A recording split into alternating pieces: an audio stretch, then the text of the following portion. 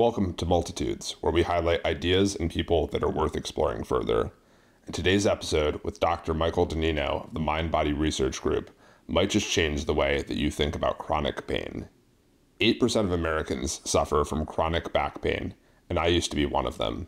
I got many tests done, I talked to many doctors, but I couldn't find the origins of the pain. It was really frustrating and frankly a bit anxiety-inducing. Out of desperation, I took a recommendation from a friend and read a book called Healing Back Pain by someone named Dr. Sarno. I didn't expect that a book would actually help me, considering I'd talked to all these doctors and run all these tests. But after reading the book, my back pain almost miraculously went away. It's kind of shocking, but the concept behind the book is that the pain that you're experiencing is real, but the origin of it isn't from a physical abnormality or ailment, it's actually from something that's generated in your mind. Dr. Donnino also had his own issues with chronic back pain. He's a physician and researcher with over 280 published papers and multiple board certifications. And while he was a physician, he started to experience chronic back pain for himself. He discovered Dr. Sarno's work and it was transformative to him. So transformative that it inspired him to start the Mind-Body Research Group to do more research into this area of the mind-body connection. Chronic back pain costs America over $300 billion a year and is extremely painful and debilitating for those who experience it. I hope that this conversation with Dr. Donnino sheds some light on the mind-body connection. Enjoy.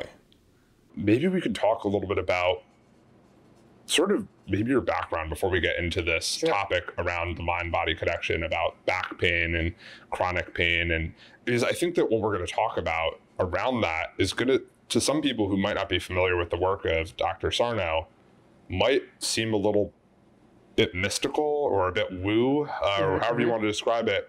And I think it's really good to establish your background and make sure that people understand who you are and what your experiences are, because I think that will really inform what you say and help give them context here. It seems like you've worked in just about every field of medicine to some degree, and also in research, and it's just phenomenal. And maybe you can share a little bit about that. Sure. Because I think that would really help people understand what we're about to talk to in your background. Yeah, so I trained in three specialties, actually. So emergency medicine, internal medicine, and critical care. And that was unique at the time. At that time, there hadn't been a unified program where you can do all three. And it was just starting out, I should say. And so I did this and literally remember at the time sitting down and with the then program directors and literally helping create a curriculum for being able to do all three together. So I ended up getting board certified in all those three areas and working mostly in emergency medicine and critical care. And then my research has been in that space, in basically biomedical work in critical illness. So things such as sepsis, cardiac arrest, when there's like a complete stopping of the heart, and then CPR, and then the heart gets restarted. Those are areas that I continue to actually to work on but that started my career. My work has been to try and improve outcomes in both sepsis and cardiac arrest, a couple other areas too, but those are some of the two of the big ones. And I kind of, it's kind of, as you say, I just kind of, so I was working mostly in clinical trials. And then my clinical trials, we would be, taking care of, enrolling patients in a study, and we want to measure various things in the blood. And we were doing interventions, and because I was so important to kind of have these blood measurements and whatnot, I actually then founded a lab to basically support our clinical trials research. And I'm kind of more of the, so I'm not the person in the lab doing the pipetting and didn't have that training, but I had the vision of what I wanted and what I thought we could do. And so I was able to get the team and the support to do it, and, the PhD scientist to head up our lab. So I founded our lab, and we did some work with what's called mitochondria. And we were working in that area, doing clinical trials, using our lab to supplement the work. And I built this, ultimately out of that, I built a Center of Resuscitation Science, where we would basically work to improve outcomes in sepsis and cardiac arrest and all of these things. And so that's where I was, doing trials, publishing papers and working in, these areas to improve outcomes. Very hard science. Yeah. And it was then during that time period where I ended up having an experience with back pain, and then ended up having a shift. So yeah. It's incredible. And at what point was this?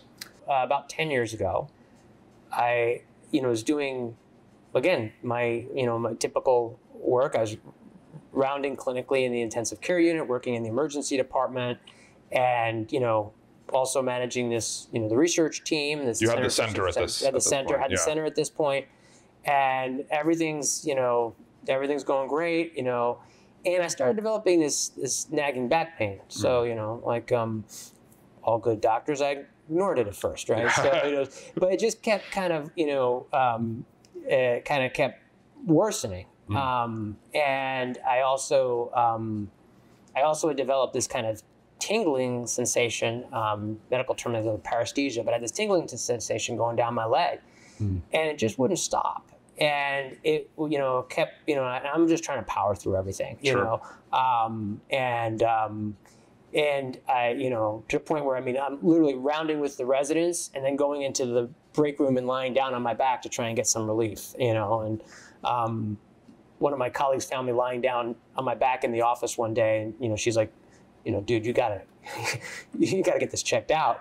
And so then I did all the usual medical stuff. I went and I had an MRI, and and I saw a couple of different friends and colleagues, and and I saw like 2 or 3 different people and got 5 different diagnoses. Thought it was like something with the sciatic nerve, and then a couple other things. I tried traditional steroid injections. I tried what they call oral doses of steroids. Basically I was I tried anything, and nothing was working. It just kept getting worse and worse and worse. If someone tells me to do something that can fix it, I was going to do it. So it's at some point they say, well, you might be compressing the nerve by sitting. So I was like, okay, no problem. Standing. I won't sit. Yeah. So I literally was like, standing, for weeks. Through everything, and of course it didn't help. And it then really hit the fan. When it started waking me up at night. I couldn't really do my job anymore, so I went on partial disability. I was still trying to keep the research center going, but I was in really bad shape. And then I would come across, and actually this kind of circles back to the world of the internet.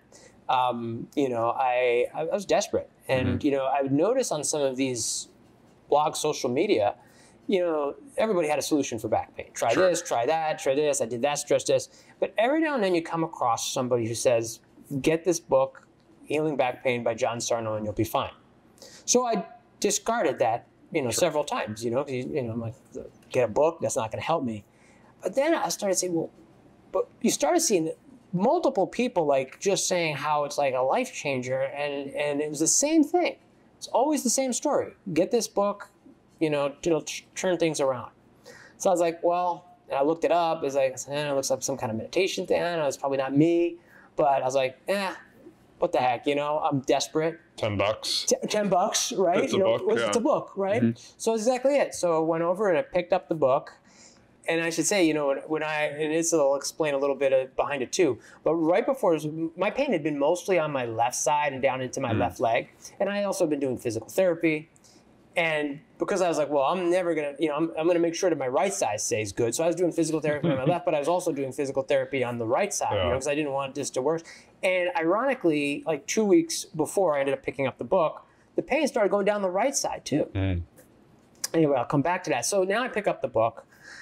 I get through about 2 chapters, and I thought, this is nuts. This can't be. So I put it down. What would you say, just for people listening or watching, what would you say was the first 2 chapters, if you could sum it up in like 2 sentences or something, just what you recall? Well, they were, it was implying that the pain was not physically coming from your back, so it was, that could be generated potentially from the mind. I thought there's no way that could be. So I discounted it. And then a couple hours later, I picked the book back up. I thought, maybe, just maybe. And, what pulled you back to it? Do you think it was just that you gave yourself some time to think about it, or? You know, and when I was first having, my wife would joke, oh, you know, Mike, who's this big biomedical, meticulous scientist, threw caution to the wind and went back to the book. And I ended up joking back. I was like, well, actually, it was the science that brought me back to the book. And here's why. I started thinking to myself, it had already been confusing to me as a doctor. Why did my right side start hurting? I had all these problems on my left side, and 2 weeks before, I'm doing all this physical therapy, and I'm preemptively trying to help my right side as well. So was I the unluckiest 42-year-old guy who happens to have a problem on his left side and then suddenly develops a problem on his right side as well? It just made no medical sense. Yeah. And it had already had popped in my mind. Oh, that's odd, but I hadn't really thought much about it. I kind of discounted it. But in those few hours, and then thinking about the Sarno book, I thought, gee, yeah, that is a little weird. Let me see what else he has to say. And so I picked the book back up, and I read it straightway through from there. I would not have believed it if it hadn't happened to me. Mm-hmm. But I had told you about that tingling that I had. You know, that was just there all the time. I wake up with it, go to bed with it. It was always there. And I tried a couple things in the book, or I thought about a couple things, and I wouldn't believe it if it hadn't happened to me, but that tingling sensation, it just went away. It was gone. And I was stunned.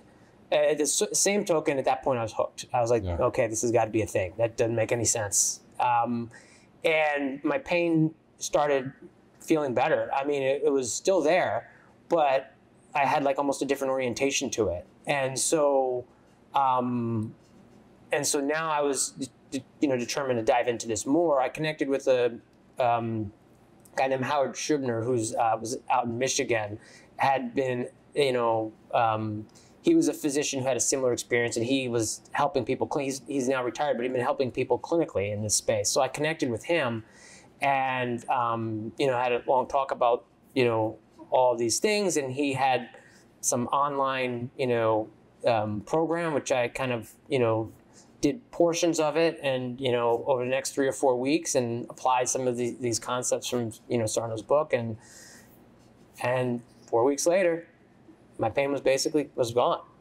And so when I went back to work, my colleague said, so what happened? And I'm glad to see you're back. What was it that made it better? I was like, the steroid injection. Right? You didn't want to admit it. Yeah. I couldn't. At first, I just couldn't. When I first got back, I was still kind of in that, like, this is surreal. Did this really happen? Can I just? Yeah. And I just the first person who asked, I was like, it's been the steroid shot. And then, and then it kind of time went on, and now I'm back seeing people again in the emergency department, and they're coming in with back pain. And I'm coming in with all these things, and I'm doing my usual stuff, and we're sending them out on pain medications, and I'm like, what are we doing? Yeah. What am I doing? And I started looking more into it. I had already looked, but I kind of was scouring the medical literature now, and it's like there was just no research in this space. So this is a medical blind spot. I mean, I went through medical school, all the residencies I told you about, and fellowship, and not a word of this. The lack of research in this space then translated to lack of awareness in mainstream medicine. And Sarno has 4 best-selling books, and you can go online and click into Amazon, and you'll see all his reviews. I mean, he people praising all of his his books and saying it's life-changing and stuff. But if you ask your average primary care physician, they're going to have no idea who he is and no idea this works. So that's when I started thinking more. I was like, again, I tend to think outside the box, and I was thinking, I'm a clinical trialist. I know how to do clinical trials. I just had this experience. I could and I'm an educator. I knew I did a lot. I've done stuff in that space, and I'm like, I think I could test this. I think I could do this. And so I put together, first thing is I went to my boss, and I was like, you know, how am I going to tell the boss what's going on here, you know? And I explained to him the whole story, you know, and he's a seasoned clinician, you know, and been seeing patients for many years. Great guy. And I said, no, you're going to think I'm crazy, but this is what happened, and I want to study this. I think this is huge. This could be just a paradigm shift for medicine. And I expected him to say, this sounds nuts, but instead he said, you know, this actually makes sense. And it would make sense of all these people that have been seeing over these years that we can't put our finger on certain things. And then he had another anecdote that he told me about somebody where this paradigm made perfect sense. And so he's like, so go for it. I'm supportive. So that's when, you know, I decided what I did. I put a program together. I didn't have any funding for it at all. I just kind of was going to just do this on my own, figure it out. I was going to, you know, sweat equity type of thing. And we put, you know, about 8 patients through a program that I put together just to see if I could do it, see what would happen. And, you know, we started seeing good results. I was like, this is great. And now tying back to some of our earlier conversations, and this is where, so this was now, this 8-patient study, very small study, was up on this network called, or this registry, is called clinicaltrials.gov. So any clinical trial has to get registered in this registry. There's a couple reasons for that, but it's a publicly available registry. And that's when, you know, someone had seen that on the registry and emailed me asking about the study and about why there isn't more work with Sarno in, you know, in mainstream medicine. Why doesn't my doctor know about this?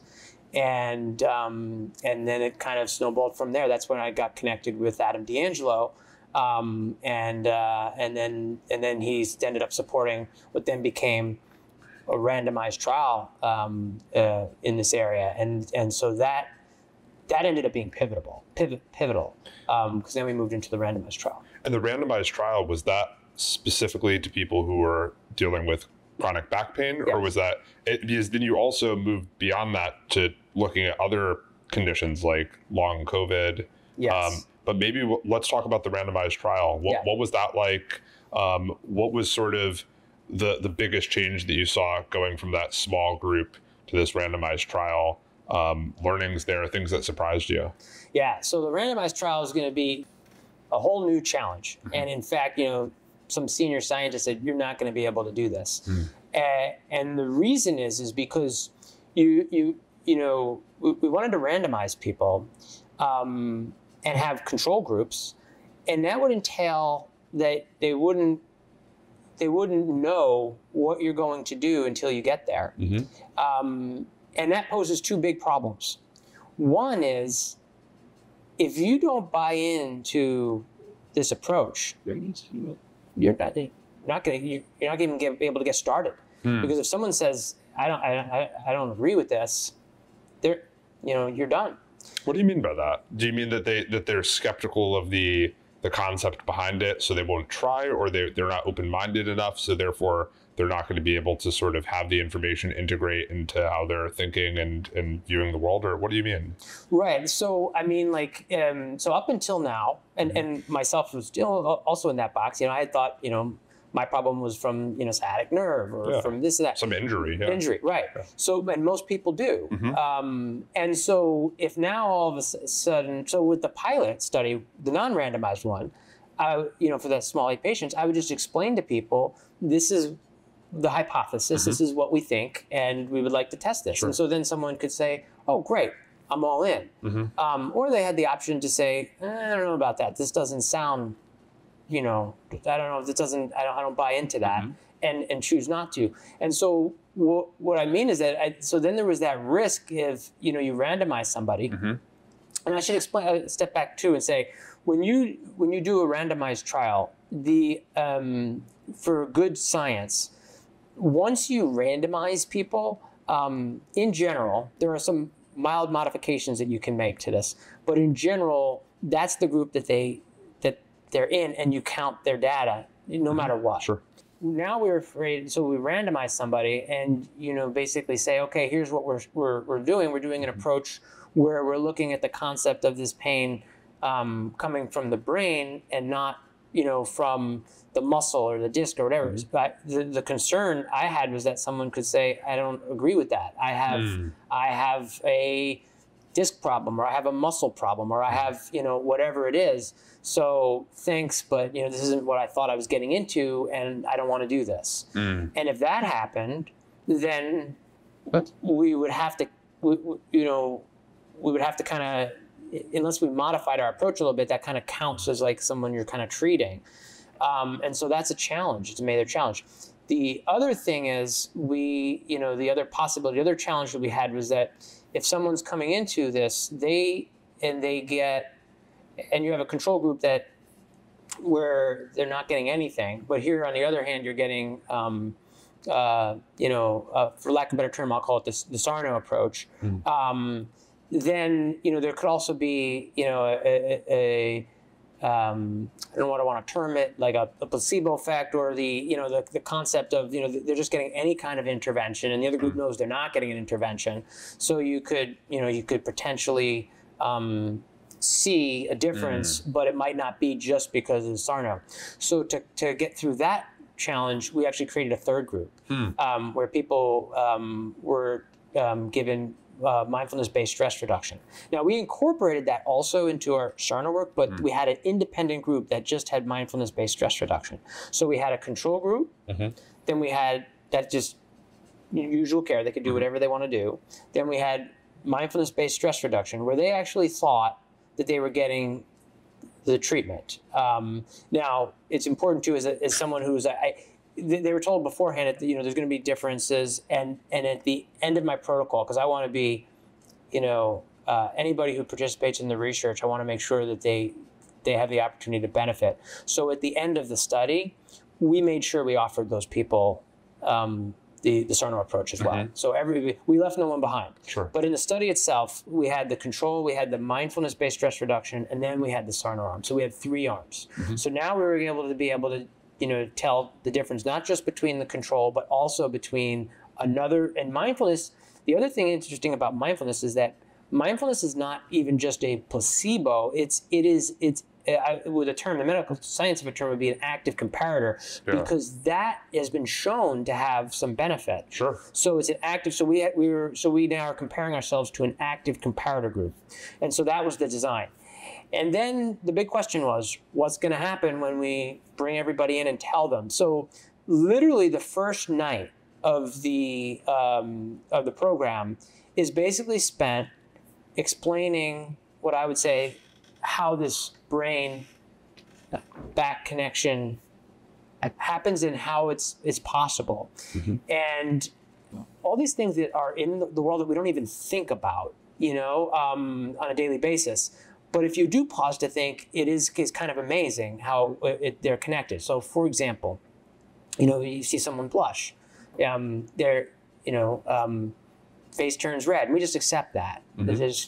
But when you think about how powerful that is, that someone has an emotion, let's say embarrassment. Sure. That then sends a signal to the vasculature, and you actually get dilation of the vasculature.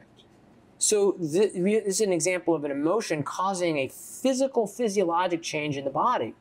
And when you think of it, it's kind of an amazing thing. And the same kind of thing like for butterflies in the stomach. Someone's giving a big sweaty talk or something from nerves. Yeah. Right, exactly. And it just kind of goes down the list, And so all of these different things are there every day. And when they're acute, when they happen, right connected to each other, we recognize it. Sure. In blushing, butterflies in the stomach, whatever, as you said, sweaty palms, all these things we recognize.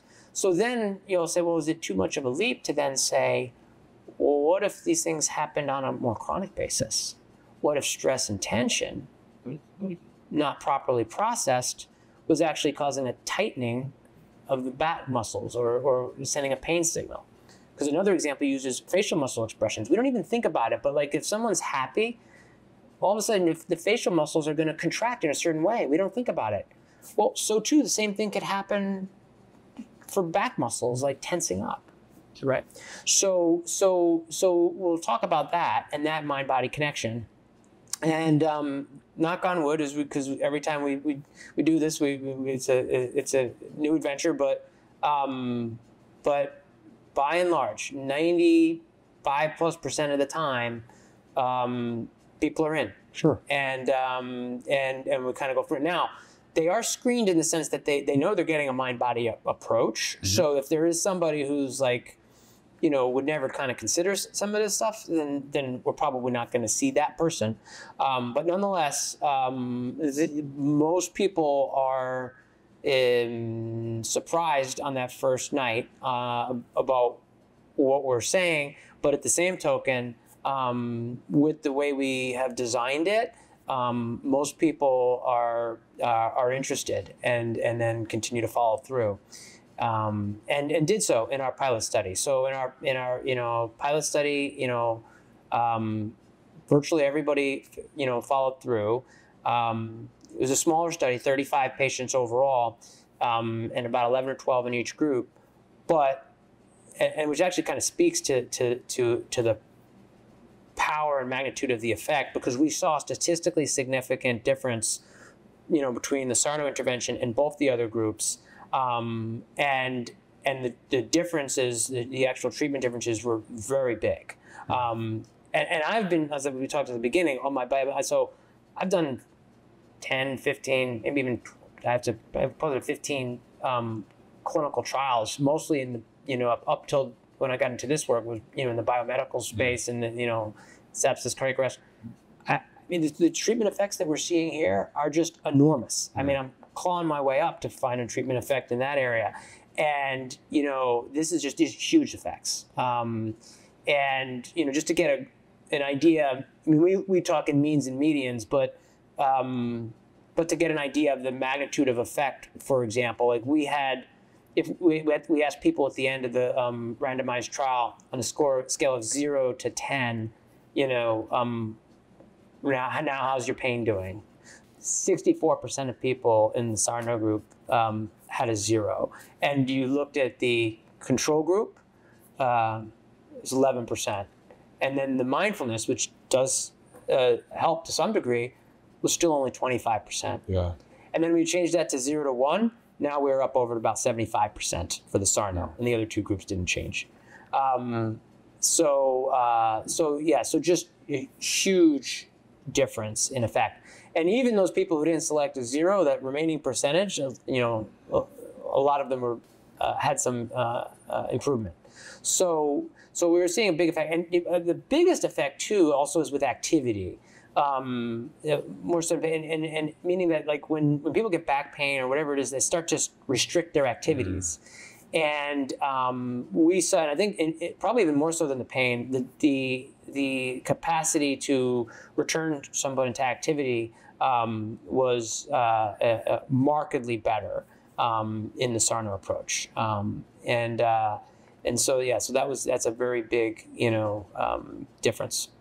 It's really remarkable to hear this, but somebody who's gone through it, I guess it's not particularly surprising in some ways. Right. But maybe to wind back to something that you said earlier, which is there's something really remarkable about this idea that we make this connection between the mind and the body with things like butterflies in the stomach, sweaty palms, blushing. And I think that maybe the reason we do that is because it's so connected to a thing that you're having happen in the moment, right? You get embarrassed, you blush, right? Right. You get nervous because you're going to speak on stage, your palms start sweating, right? Right. And therefore it's something that's a fairly momentary thing that triggers a fairly momentary response. And maybe there's some aspect of this where because it's chronic, because it feels acute in terms of the level of discomfort, and it's not necessarily linked to one specific external trigger, Yep.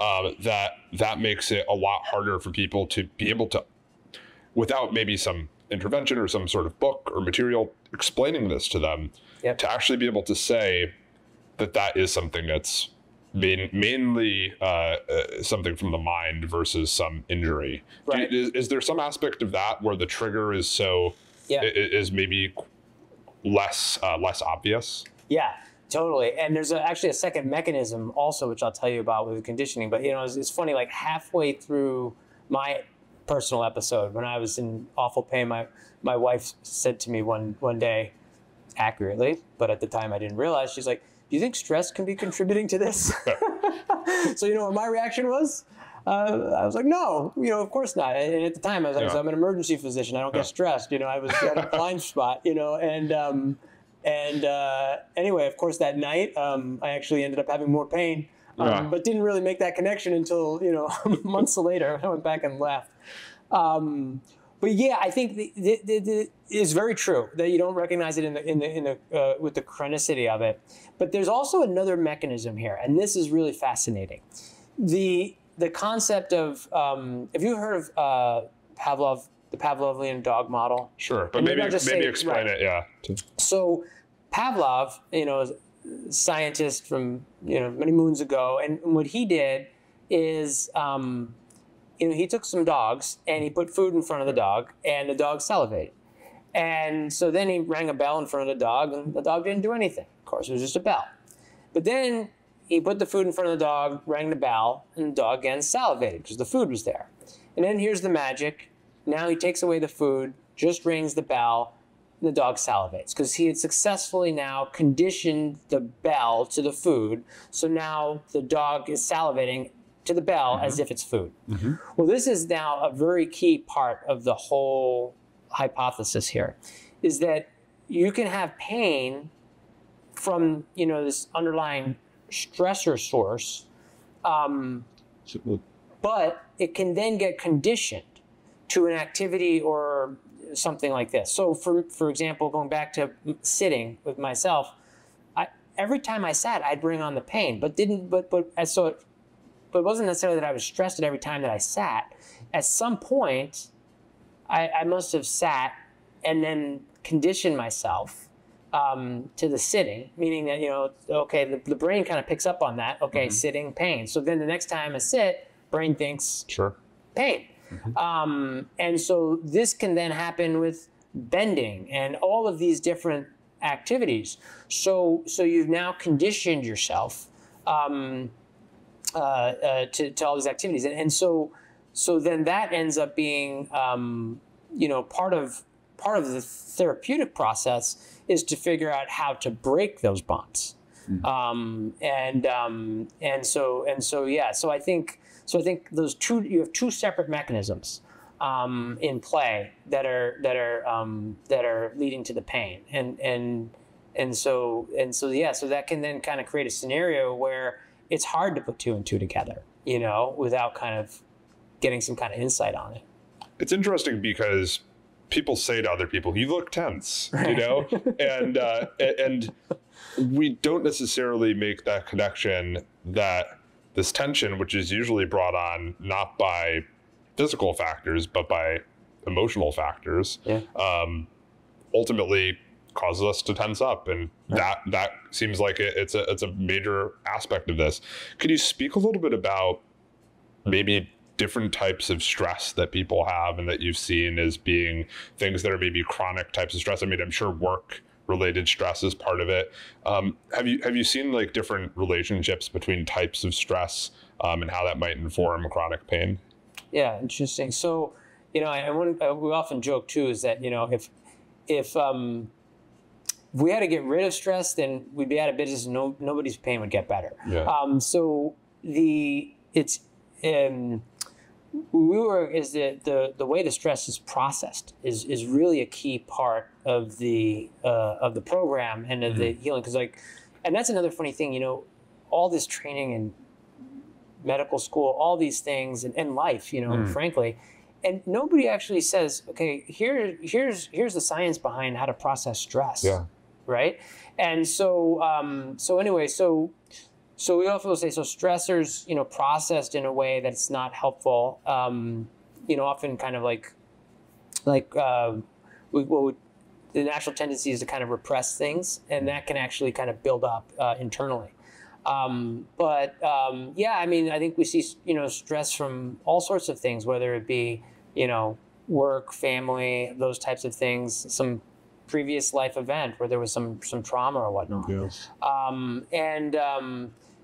For me, it was everyday stressors, and you can see that. And the irony is you kind of dive into the Sarno books, start kind of going through like some of the risk factors, for processing stress or kind of in this way, or kind of build up, are things that you would actually, are not bad things. So like being, conscientious and responsible, and having, putting a lot of pressure on oneself to succeed. Mm-hmm. These are all things that make people successful, sure. in business or in medicine or whatnot. Anything, yeah. In anything, yeah. Right?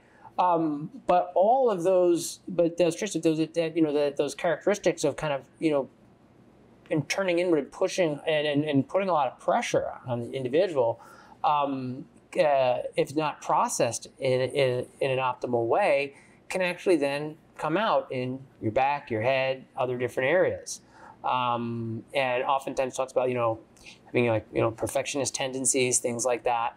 And these things can, again, put a lot of, there's the external stressor, and then there's the internal element that we kind of put on ourselves. It can start at an early age. It feels like, at least, in the work that I do, people who are building companies, as a founder myself, it seems like there's just an incredible amount of chronic pain that people don't really talk about that often. Yep. But as soon as you talk about your experiences with it to someone, they start talking about their own experiences with it. Everybody sort of is dealing with this to some degree. Right.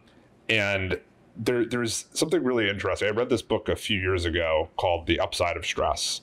And the premise of it was that in some ways, stress is kind of how you react to it. Like the way you react to stress ultimately has a huge influence on how you feel about stress. And if you think stress is this terrible thing, then ultimately it will be a lot worse for you. But if you think that stress is actually healthy and it's like a good thing because it shows that you're taking on a lot of responsibility and things like that, that could actually have really tangible benefits to be able to, if you actually change your perception of, is stress a good thing or a bad thing, it actually becomes a good thing, or it becomes more of a bad thing. So I thought that was really interesting. And that was something that I heard about after Sarno's book, because I kind of had a similar experience as you. I was going through some really difficult times. I didn't make this connection to the back pain at the time. I just thought that it was an unfortunate, unfortunate thing that was also happening. I was having an incredibly stressful time with the work that I was doing. And I was like, oh, wow, to make matters worse, I'm in all this physical pain too. Right. I must have injured myself somehow. Right. Do I have some illness? Because, I'm not a physician. I didn't know about what was happening in my body. I went to get a full body MRI because I was so worried about it. And the reason I went and got a full body MRI was because I talked to some doctors who said I was overblowing this, but I wanted to go and get it. So I paid for it out of pocket. And then, of course, it showed up with nothing, which was somewhat of a relief, but it was also somewhat of a scary thing, because it's like, now I don't know what's going on. I'm in all this pain. The MRI isn't showing anything. Right. And then thankfully I didn't get put on any medications, pain medications or anything like that. But one of my friends, an entrepreneur friend, recommended the book. And another friend, as it turned out, had just recently posted on X, all roads lead to X, I suppose, saying that they had just read the Amazon reviews and their back pain went away. Yeah, amazing. And for me, I experienced the same thing, and it's just been remarkable. But it's very interesting to look at these types of stress on our lives and how people don't necessarily make the connection. And then as soon as they, and obviously there are some people who have different types of pain that can't be necessarily mitigated with this, but so many people are dealing with this, founders, people who are building companies. And I think that part of the reason I think it's so valuable to be hearing from you about all of your work you're doing is because I want to sort of shed more light on this to people so that they can understand sort of the actual medical reasoning behind this. Because again, it does sound like woo, and I think you kind of have to like really work past that. But maybe you can share a little bit more about kind of where you want to take things next, or where you took things next after that. Because we talked about the first small group, which was 8 people. Then we went to the 35-person randomized trial. And then you've done things after that. So what have you done since? So in the area of back pain, exactly right. So we did the first 8, then we did the 35, and now we are getting close to about 100 patients for an 150 patient follow-up randomized trial to the back pain. And I'm looking at that as the confirmatory definitive study. And we're looking to kind of then, kind of take it to the next level with that randomized trial. We're also, and it's the same design. And then we moved also then into long COVID.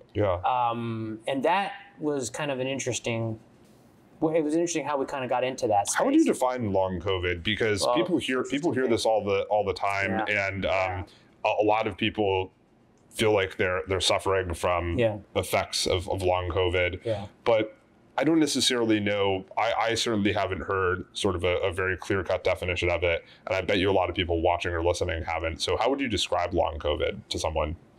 I think I'd look at it in two ways, and then I'll say how kind of we had got into it. But I mean, well, in 2020, when COVID initially hit, I mean, I was actually called back into, as we all were, and particularly my specialties was emergency and critical care. I basically was living in the hospital for that, first, from March for about 6 months. It was just really, never seen anything like it in my career. But I was living in the hospital in that time in the ICUs, and we had a lot of people in 2020 who had suffered from critical illness and had heart and lung damage and all of those types of things. And there's a lot of those things will happen with, we talked earlier about sepsis, and it's very, all of the things that we would see with those syndromes were just amplified, and we saw a lot of that with COVID. And then those, and I don't know if it's really specific to COVID, but a lot of critical illness will have like kind of sequela. So they'll have some kind of chronic lung or heart problems if you were damaged in that situation. So that happened in early 2020, but that was a relatively. I don't want to say relatively small, but that was that group or that genre can sometimes get lumped in with this larger long COVID group. But what has emerged also is a separate group, and this is where we're interested in with the mind-body work. The separate group, they have COVID, but it's a mild or moderate episode, so they don't end up in the hospital. And this is now typical. And the correlated thing in 2020 is that the nice thing is that after, 2020, at least here in the Boston area, things kind of went back to normal. And thankfully, we're not seeing those kind of things anymore. So now, in general. And so now, people have mild to moderate COVID, and they get over it. But all of a sudden, they have persistent headaches and back pain and shortness of breath and all of these symptoms, something called brain fog, fatigue, terrible fatigue, and it won't quit. And so now they, kind of as you just alluded, there's got to be something that I got to find here. So they're getting, MRIs of multiple different areas, and all of these tests are coming back negative, and they're getting really frustrated. So no one really knows what's going on. And there's a whole bunch of different hypotheses that have been put out there, but there's people really suffering, like you said, really suffering, and stopping working. Some of them become bedbound. All of these, awful things. And so, when life went back to a normal for us, I kind of went back to in 2021, went back to the, mind, body, the back pain work. And now we're trying to see, can we do some of this stuff virtually? Because before, for the initial pilot, we actually had people in person, but now we're kind of, delivering this virtually. And I'm doing just some cases here and there just to make sure we can translate it. And in the process of doing that, which we were successful, we were able to figure out that we can do this virtually. We had some people come in with back pain, but they also said they had long COVID. Oh, okay. And I wasn't really thinking too much of it. And they had, fatigue or pain in their feet or other just, all sorts of global complaints. Well, the back pain started getting better. And lo and behold, so too did some of the other symptoms. And I started talking to them more about some of those other symptoms, and we found what we call inconsistencies, which is something I can talk to you about too, about in general, about these inconsistencies. And we started finding what we call these inconsistencies that didn't make sense with a physical source. And that's when we kind of put 2 and 2 together and realized that once you get rid of that group that I told you about originally, the really, people who had, and knock on wood, at least at this time, that tends to be a very, not as much of a thing, particularly for the, younger, healthy group. But once you get past that, this entity of people who they have all these symptoms, but no one could find anything wrong, and it's attributed to COVID. That's where we think that is this mind-body syndrome. And the way that I put this together, because there is a temporal correlation oftentimes with COVID. It's not 100%. Most people will say, there is a temporal association oftentimes. But what often happens is that someone will get COVID, and that period of time, was an increased stressor. Sure. And so some of these symptoms, and also at the same time, sometimes there's actually the normal response from the body. So if you're sick, the normal response from the brain is going to send a signal and say, slow down, fatigue. Sure. But now we come back to the Pavlovian conditioning. So now when you get better 3 weeks later, that fatigue should be gone. But for some reason, in some patients, that brain signal, we believe, remains persistent, and now it's a false danger signal. So there's, again, just like there's 2 mechanisms for now there's 2 mechanisms where people can pick up long COVID. So it's the stress component, but also the conditioning component. And so now all of a sudden they're left with all these symptoms. And then often, again, we'll use these things of inconsistencies. So we'll do this with back pain, but long COVID, probably even more amenable because there's so many different symptoms out there. But you won't normally think about it, but you say, oh, you're having pain when you go for a walk, or when you're walking around in the workplace. Okay. Well, have you gone for a walk in nature? Oh yeah, interestingly, it didn't really hurt then. I'm like, sure. Oh, okay. So then you start to recognize, well, that's an inconsistency. If you're walking and it brings on symptoms, it should be the same whether you're out in nature or whether you're, in the workplace. So we started kind of picking up on things like that, like these inconsistencies. So that's kind of the how we came into long COVID, and that's kind of how it's defined. It is, these definitions are, an ongoing kind of challenge largely because I think, our hypothesis is that it's this mind-body syndrome.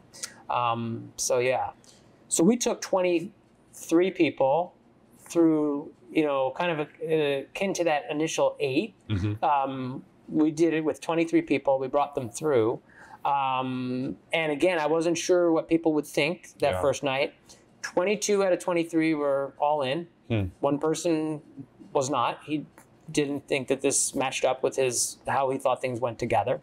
Now, again, these are people who kind of came to us, so they were so they were looking for a mind-body program.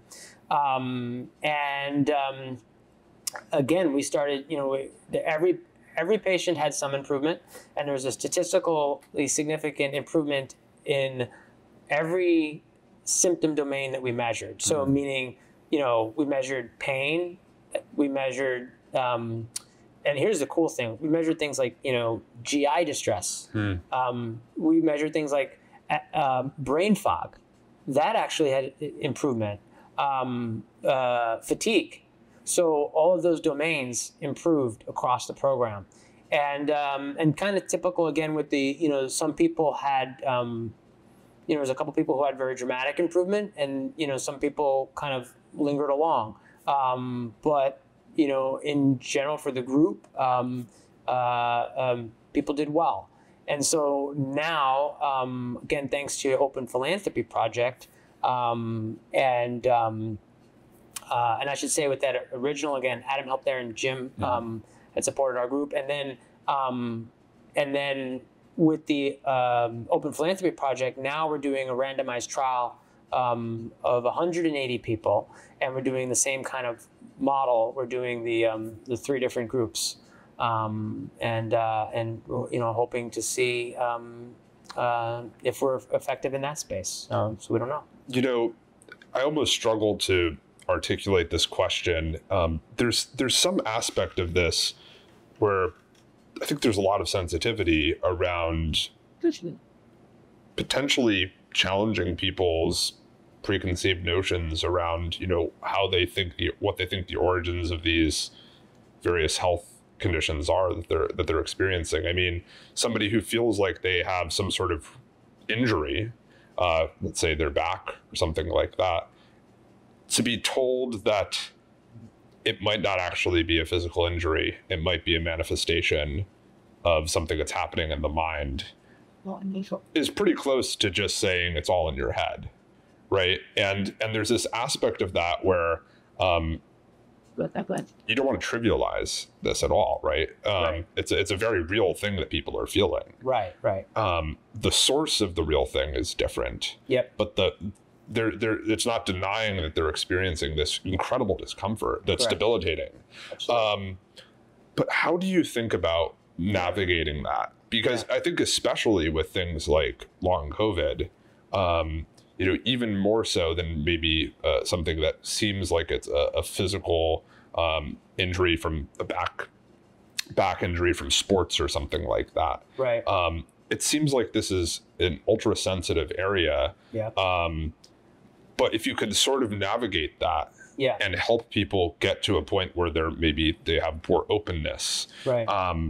That could lead to a much better world for them, a much better world for other people. And then the more it becomes something that people are open to because they've seen success stories or they've heard success stories. I think this is probably similar with Sarno's method in that the first few people, who did it were probably thought of as pretty out there, but the more you see it, it becomes harder to ignore, right? The fact that I posted about this and so many people responded, including you, and said that they had such a powerful and positive experience, it becomes a lot harder to refute or be less open-minded about it than, for instance, if only one person responded, but it was 100 people who responded. So how do you think about navigating the sensitivity around sort of the source of the discomfort or the source of the pain? Yeah, it's a great question. And one thing I'm just also going to back up, particularly for people listening to this that we don't know, is that, there are, of course, things, particularly when we start talking about the symptoms from long COVID, which can be kind of varied and represent a lot of different medical conditions. For example, someone with shortness of breath can have very serious problems. So I just want to make sure that people listening is that, we make sure that other things have been ruled out first, so that's, I think that's important for people to know. Same thing with back, right? Same thing with the back, right? There can be, something that needs attention. So we make sure that, that those elements have been ruled out, in some fashion, because there are what we call things that are red flags, that could indicate something else. So we make sure there's no red flags and things like that. Or, for our studies, we make sure people have, had an evaluation somewhere. So I think that's important to put out there. That said, so then kind of coming into this, well, an interesting thing on that. So in a former life, before I went to medical school, I actually worked briefly for an ambulance service and a fire department. And one night, after we had literally pulled somebody out of I didn't do it, but my colleagues had pulled someone out of a fire, and we were doing CPR, and I was helping out and assigned to kind of go into the hospital in the ambulance with this person. And so we were in the back of the ambulance. We went off the road, and I broke my back in 3 places. Wow. And I was hospitalized for a few nights. It was what we call compression fractures. They were kind of pushed in, but didn't need any kind of surgery or anything. So I was in pain, and I was in the hospital for a few nights. So then that was, I guess, fast forward, years later. And it took me a couple months to get better, and that was it. I go, sure. Fast forward to years later, when I had my pain that I talked to you about, which, the Sarno, for lack of a better term, so the Sarno-related pain. The pain I was feeling when I had the back pain from my experience with Sarno was magnitudes worse than when I had actually broken my back. And to me, that's just so profound, is that the pain I was feeling was it was, like as you say, 100% real. And not only was it real, it was worse than when I had actually broken my back. So yes, these symptoms are 100% real. And it's generated, and I think the key is that you can actually have physical manifestation. Like another good example, particularly with long COVID, people will have heart rates that are faster. But there's basically a nerve that goes from the brain to the heart. So it's not that the heart, so it is 100% real. Their heart rate is 110 instead of 80.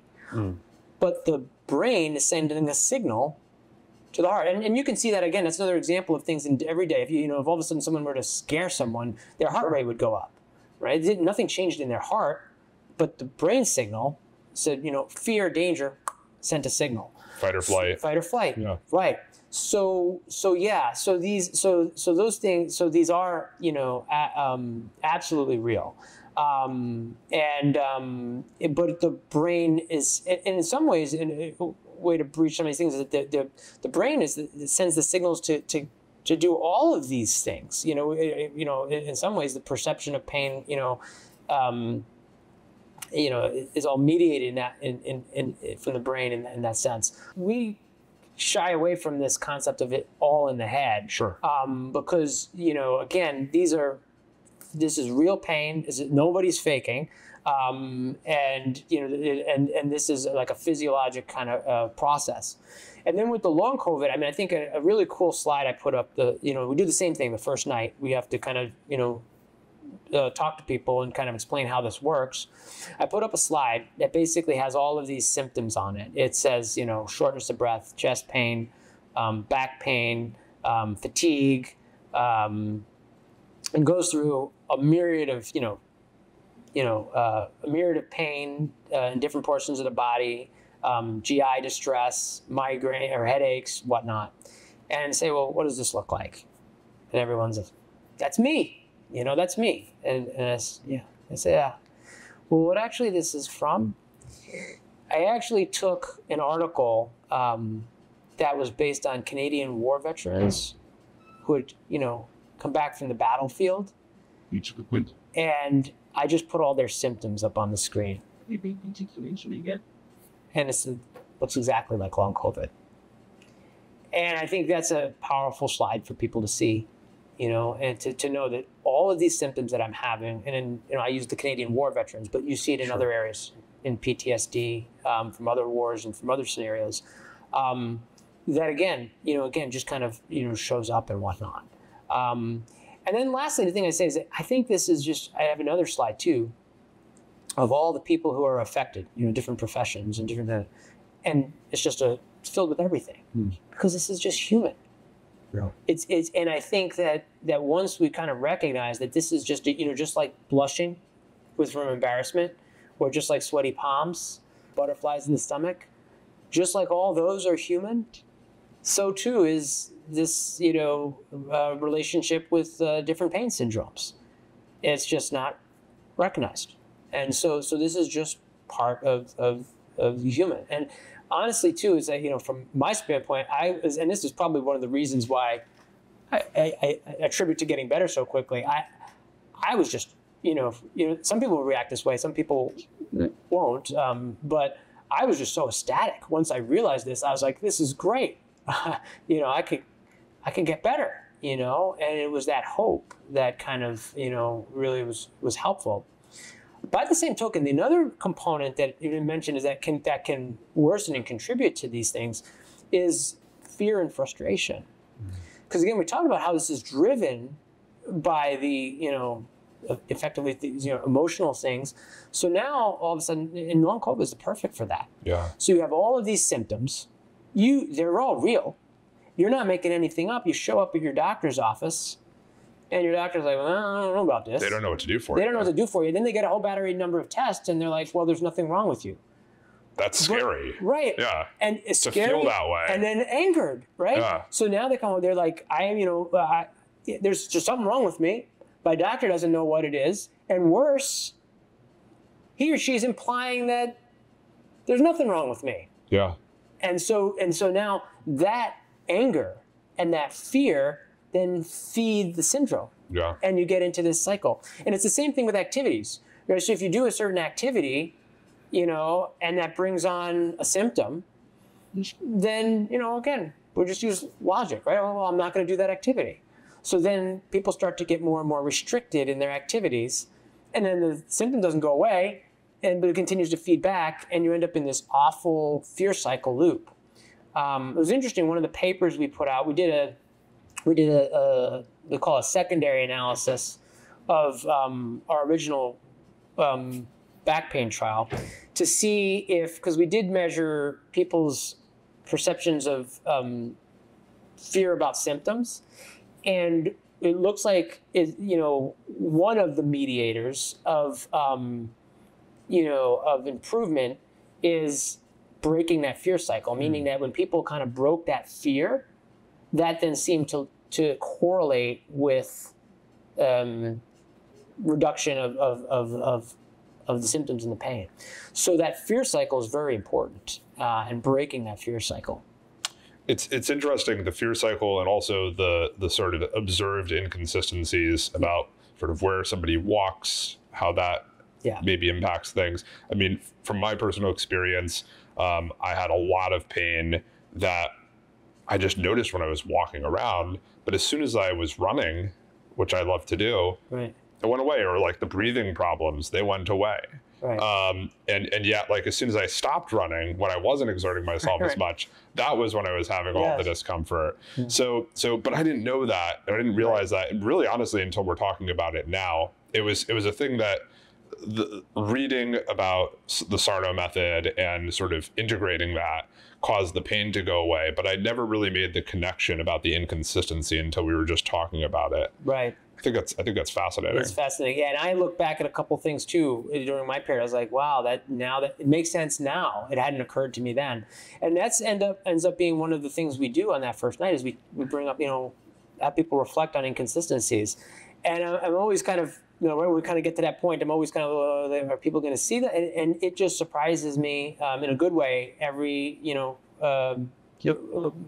mostly that first night when people do start recognizing all these inconsistencies, because you just never been asked to think about it in that way, And then someone will say, well, boy, that's kind of weird that sitting bothers me, but that ski trip last week was perfectly fine when I was sitting on that ski lift, or a type of thing.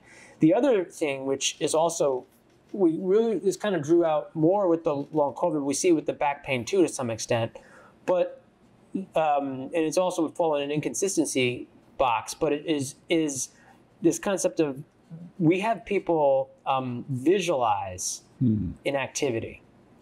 And especially with long COVID, we can often, it's not 100%, but we can often reproduce the symptoms. So for example, you say, like, let's say walking up a staircase causes some, shortness of breath, headaches, that kind of a thing. So you have them visualize walking up a staircase. And oftentimes it'll reproduce. And one of the more shocking ones to me is someone told me that they had, when they walked up a stairs, they would get short of breath and they would cough. And, again, I kind of, some of this is iterative, I got to learn myself. I'm like, well, cough, I don't think that's going to kind of tie in with this. But anyway, I was like, well, I wanted to try this visualization, this person. So we did the visualization. And lo and behold, she started coughing.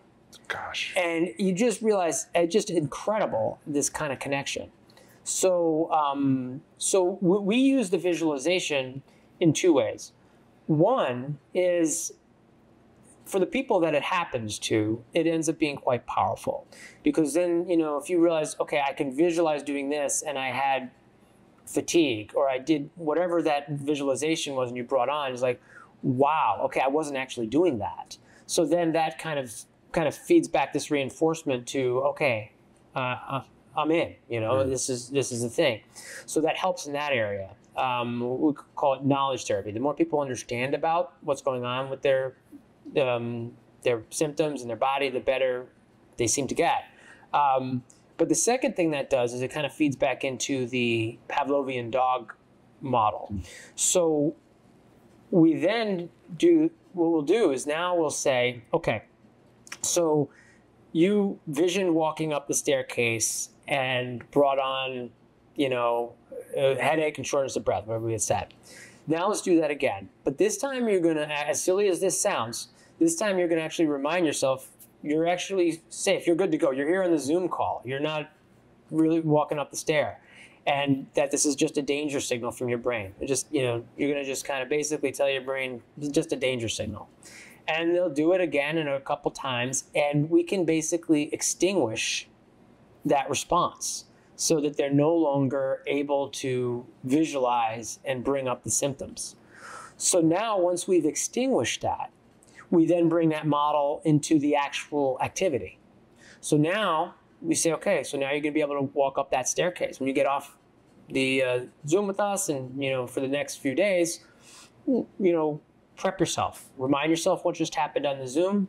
You're going to walk up the staircase. Symptom comes on. It doesn't come on. It doesn't matter, because you're going to start doing is you're working to break that bond. You're working to break that condition that may have happened with that staircase. There's nothing going on with the staircase. It's just been conditioned.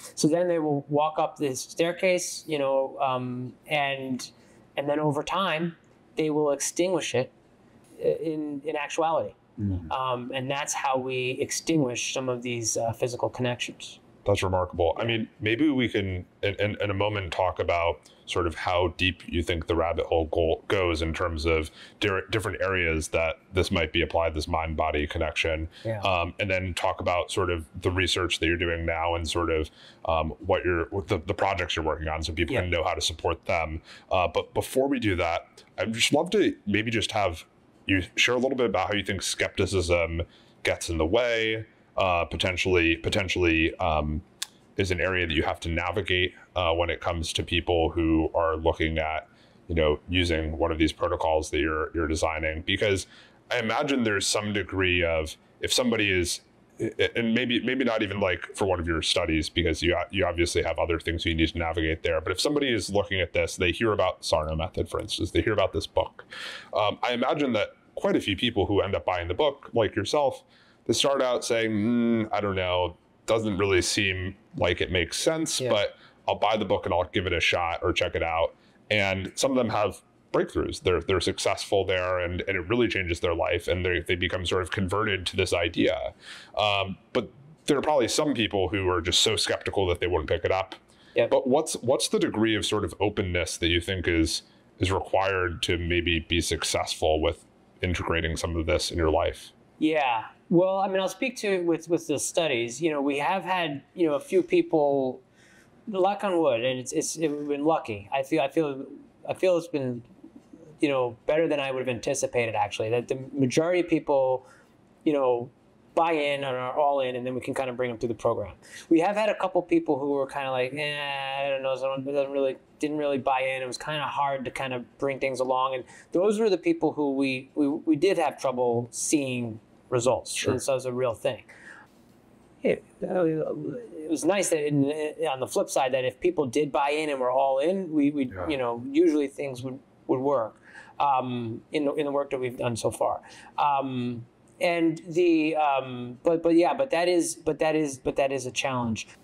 What was it? What else you said in that space? It almost feels like there's some aspect of role models or something like that where you see something. This is slightly different than what I was just saying, but it seems like, I think about like the 4-minute mile or something like that, where you see something and you don't think it's real or you don't think it's possible, but then you start to see other people accomplishing it. And then you start to realize that maybe this actually is something, there's something to this, and that creates more openness to it being possible. So do you think that there's some aspect of there's a turning point here where maybe there's some, let's just say there's some percentage of the population right now that's too skeptical to even begin to try and integrate something like this into their lives. Right. But is there some aspect where if we reach some sort of turning point, where the flip switches, and it becomes much more common for people to understand this is something that exists in the world, and that real people have seen tremendous benefit from it, that you kind of like get, you know, in sort of like the technology adoption cycle, you talk about like the early adopters, right? And then you talk about like the late majority, the people who are not going to be early adopters because they don't believe it or they don't understand the value proposition. But then you get to the people who are sort of like the late majority, and then I think that the last group in that adoption curve is called the laggards, like the people who are like the very last. So how do you think about that as it relates to, you know, different protocols for solving these chronic issues? So, well, I think you bring out something that's good. So like the modeling, I think, turns out to be good. So we actually will show, there's a number of people, particularly in the long COVID space, who have now put on, you know, publicly available videos. We're kind of restricted on the people who are in our studies, you know, for good reason, because of the confidentiality around the, but people will sometimes choose to put something, you know, on YouTube or whatnot that is in the public domain.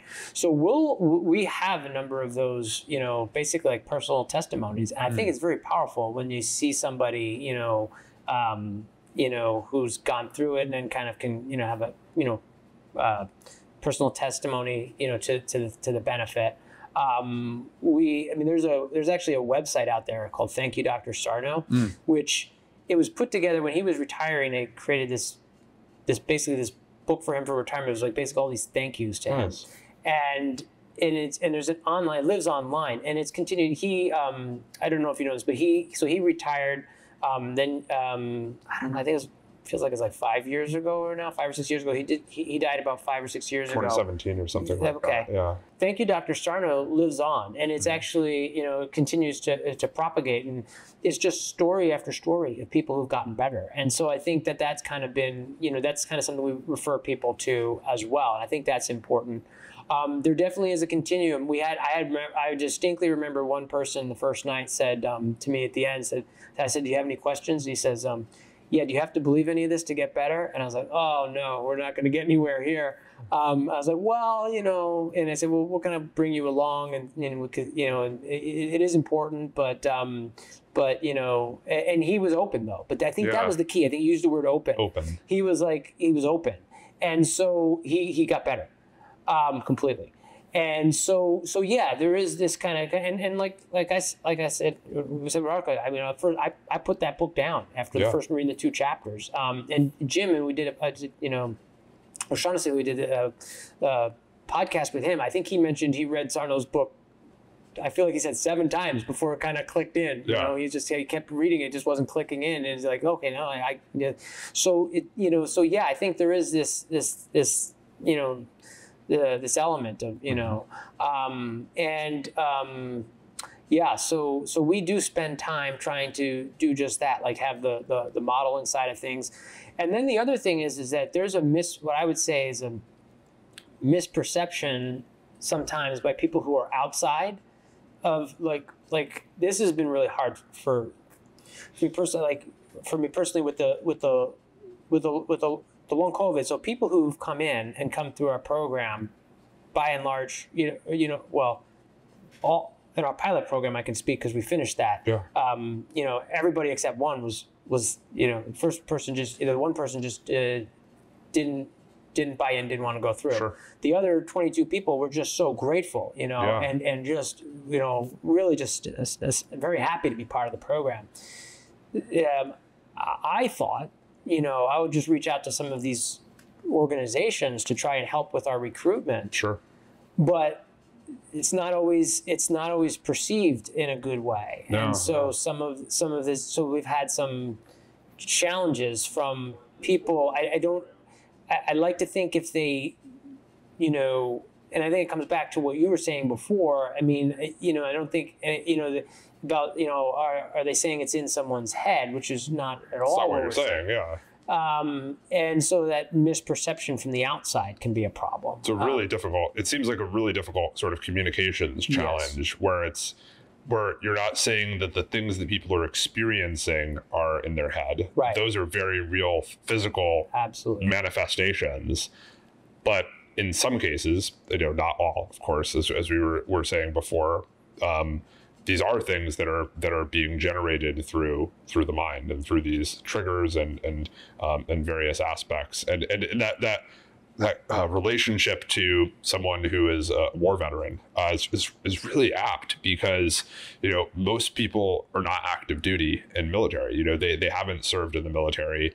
And I think that something like COVID is, for the average civilian, probably the closest thing to a warlike, you know, environment that people will experience, and hopefully in this generation, or these, you know, these times, and that trauma from that, and then also the trauma of actually contracting COVID, and having that, probably the ambiguity around, am I going to get better?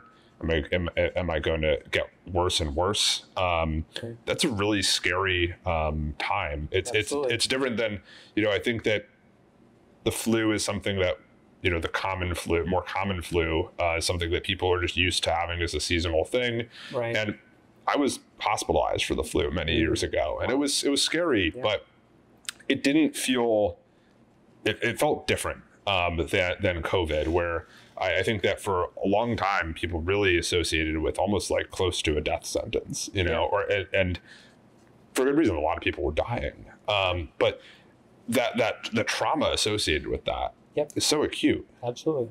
And that relationship to the veterans is fascinating and feels very apt. The other thing too that just kind of made me think of is the other thing that we're competing with the long COVID. So we have our hypothesis and we're working with that, but, you know, we're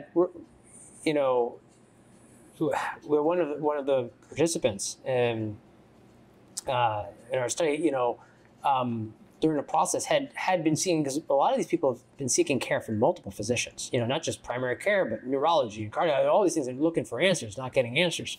So she was one of the early ones who was in, like, when we were just kind of starting to put two and two together, and she's starting to feel better. And she had seen it when and saw a neurologist, and the neurologist made the offhanded comment, well, you're, you know, not seeing any other neurologic disease. This sounds like it might be the long COVID. And there's a whole bunch of competing thoughts of, like, well, what's causing this? Because nobody knows. So he made the offhanded comment of, well, you know, your immune system may be attacking itself. I mean, there's no evidence that that's happening. And I later ended up talking to him, and he was just kind of throwing out, like, possibilities as people were exploring. But that sentence, it was amazing. She had gotten better from her pain she was experiencing. He said that to her. Well, guess what happened? The next day, she's in awful pain. Yeah. You know, it's flaring all throughout her body. And so that's another interesting competing thing right now. But yeah, and you can also see that element too, is that we talk about the placebo effect, but there's also something that's called the nocebo effect, where you can actually get a, you know, symptom related, again, with I think, you know, may factor in with this mind-body syndrome. So you get some information, provide some fear element, and boom, that caused a flare. Another slide that I like to put up, as I say, you know, the vaccine caused 30% fatigue and 30% headaches in the original randomized clinical trial. And so everyone sits there and nods, you know, 30% fatigue, 30% headache. Okay, makes sense. Sure. You know what I just showed everybody? There's a placebo group. Yeah. That was the placebo group of the randomized trial. So 30% of people said this vaccine caused a headache, this vaccine caused fatigue, but they had just received a placebo. And again, that shows the power of, that's the nocebo effect. Yeah. Wild. It's wild. Yeah, it's just amazing how these things can happen. So the work you're doing is absolutely fascinating. Thank you for sharing it with everybody here. Maybe you can talk a little bit about sort of where you think things are going next for you all in your research, and ways that people can contribute to all of that. Yeah. So right now we are working on, as I mentioned, the larger back pain study. We're rounding the bend there. We're trying to get to 150 patients, and we're doing the long COVID randomized with 180. And then we're also moving into repetitive stress injury and migraine, and those are active pilot studies that we have going right now. This is going to sound ironic because there's just so many people with back pain and long COVID and all these different things, but connected, recruitment is a big thing. And so we do digital advertising through, different third parties to help, recruitment. And of course, that's work that we do. That's a big expense. So that is something that is a big need. Just supporting, just being able to kind of help with those recruitment side. Any of those areas, if folks were interested in, we would, love the support. But we think that this can extend to other, areas. I mean, I think those are four, big categories right there with the back pain, long COVID, repetitive stress, and the migraines. But this could, likely apply to, irritable bowel syndrome and things like that. And right now, like the migraine, we with generous support from Jim, we're doing just a small number of patients to kind of we're at the infancy stage, kind of as we were with the 8 back pain patients originally. I'm kind of in the same kind of thing. We would love to expand that. We would love to be able to, because I think that's another big common one. So many people have migraine headaches. There's a lot of potential areas that we could expand to. I'd love to be able to. It's incredible because it feels like Sarno kickstarted this thing, and now I guess it's decades since he originally wrote his first book. We're seeing the thread get pulled much further. We're seeing all of the work that you're doing benefiting people in many different areas, categories of issues that people have that are seem so disconnected. The back pain, the long COVID, the migraines, and seeing that there might be some sort of connecting tissue between all of them, and that that the work that you're doing to help bring this to light, to help normalize this as potentially a form of treatment for addressing these chronic conditions is so important. I guess the last thing I would go ahead. And yeah, too. I was thinking of is like, because you mentioned in your own situation unexplained shortness of breath. It's just making me think that's another one. We tried for an NIH grant on that; it was not successful. But we think there's a number of people out there who have unexplained. I reflected back in college. I had shortness of breath. I'm in medical school rather, and I had all this workup, and it mysteriously went away after my final exams were over. But there's unexplained shortness of breath. There's an entity called fibromyalgia. There's something out there called POTS. I don't know if you've ever heard of that, but that's a really fascinating thing that we think is connected to this. So there's and then again, we talked about the pains in there, but even just like, I don't think it has any geographic barrier, like knee pain. And when we could rule out other things, but knee pain, foot pain, plantar fasciitis, that's another big one, big category that I'm suspicious. So there's a lot that I think we can do, and could be just a huge paradigm shift and a help for so many people, because there's, just when you start looking at all the people who are affected, kind of like what you said before, is that no one really talks about it, overtly. And I certainly didn't, talk about when I was having my pain. I was just trying to toughen through it. But there's so many people out there who I think have, whether it be back pain or elbow pain or carpal tunnel or plantar fasciitis or whatever that thing is, and don't necessarily kind of talk about it, but a lot of people are suffering from these things. It's I think the thing that I like to say about startups is that you always want to go into an office for a startup and be surprised by how few people are working there. Because if you're surprised by how many people are working there, well, that's not a great sign. It means it's just bloated and, there's less progress being made by any one person. But, a small, lean team, like it sounds like you have, is making so much incredible progress in an area that is under researched and under supported. The fact that you're staying lean and moving really fast is just such an important thing. And I think that, we'll probably look back 5-10 years from now at the work that you're doing as really something that frankly changed the way people think about all of this. And I'm really grateful for you taking the time to share it with us and the people who are listening and watching. And I'm really excited to see what's next. Thank you for coming here and doing this and setting this up. And again, it's just amazing. I mean, we met over X about a week ago, right? Yeah. And you just asked a question if we do a podcast, and here we are. So it's really amazing. I'm glad that we had a chance to connect, and this is great. Awesome. Yeah. Hopefully we'll do another one in a year or two. Sounds and we'll great. check in. I hope you enjoyed this episode of Multitudes.